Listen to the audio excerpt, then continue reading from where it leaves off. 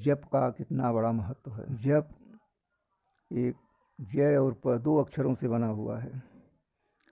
ये 2 ही अक्षर से मुक्ति का द्वार खुलता है।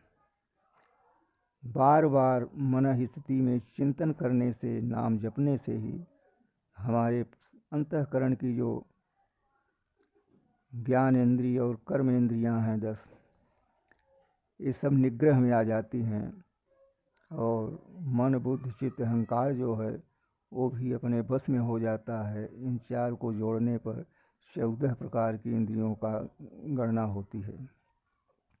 शास्त्रों में तो इंद्रियों का 10 ही स्थान दिया है, लेकिन वेद में 14 का वर्णन आया है। इसलिए हमें 14 पर निग्रह प्राप्त करना चाहिए, जिससे कि पूर्णतः रूप से हम जप करें नाम का, तो नाम हमारे अंतःकरण में पहुंच करके और ज्योति की तरह प्रकाशमान होकर के हमें मुक्ति दिलावे, भगवान का दर्शन करावे। प्रभु बड़े विचित्र माया के होते हैं, अलौकिक बुद्धि उनकी है, कब वो क्या करते हैं कुछ समझ में नहीं आता है। बड़े बड़े महात्मा नाम जपते जपते जपते काफ़ी समय बीत जाता है, लेकिन परमात्मा का दर्शन नहीं हो पाता है। लेकिन उसी दर्शन के लिए ही जीव जब अपने अंतःकरण के 14 इंद्रियों का निग्रह करता है, तो उसकी पूरी संपूर्ण बाह्य और आंतरिक सब शुद्ध हो जाते हैं। तब भगवान का निर्मल स्वरूप उसी अंतःकरण के अंदर ही स्थित रहता है और उस दिव्यमान होकर के भक्त को, साधक को दिखलाई देता है, और वही दर्शन है, उसी से मुक्ति की प्राप्ति होती है। नारायण का जाप सर्वश्रेष्ठ है। हम बार बार कहते हैं कि 4 अक्षर चारों चीज़ देता है, अर्थ धर्म काम और मोक्ष।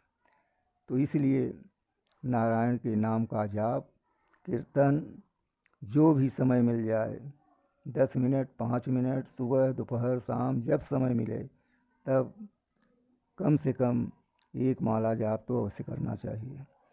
इससे आपका सारा दिन खुशी से बीतेगा और बिगड़ा हुआ काम आपका बड़े ही सरल ढंग से, देखने में तो कठिन लगेगा लेकिन बड़े सरलता से वो पूर्ण हो जाएगा।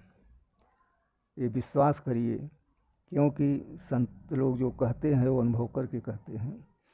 जब साधक संत या गुरु की बात मान लेता है और उस पर विश्वास करके उनके बताए हुए मार्ग का अनुसरण करता है, तभी वो साधक सिद्ध होकर के और साधना में प्रवीण होता है। देखिए, संसार में जब जन्म होता है तो अनेकों प्रकार की बाधाएं, अनेकों प्रकार के सुख सुविधाओं भोग को देख करके जीव उसी में लिप्त हो जाता है। नारी का अर्थ है माया। संस्कृत में नारी शब्द का जो अर्थ लिया गया हो, नृ धातु से लिया गया है। नृ धातु से नारी का स्वरूप का वर्णन किया गया है। तो नृ से नृत्य भी होता है और नृ धातु से नेत्र भी होता है। ये संस्कृत का शब्द है व्याकरण के माध्यम से। तो अब नारी माया है, तो माया नृत्य भी करती है और माया देखती भी है। इन सब कारणों से हमें दूरी बनाने के लिए कि माया से भी दूर हो जाएं, माया हमारे ऊपर नाच न नचावे, और हम नेत्र देखने से भी दूरी बनावें, जिससे कि माया हमें देख करके भ्रमित न करे।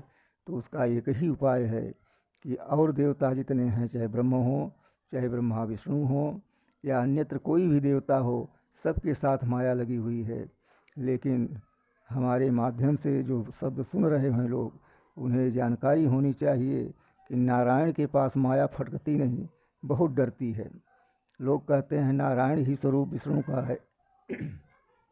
विष्णु का स्वरूप है, अंश है, लेकिन विष्णु के पास भी लक्ष्मी माया के रूप में, सरस्वती माया के रूप में नित्य प्रतिदिन उनका पूजन और सेवा भाव में लगी हैं, उनके चरण को पलोट रही हैं।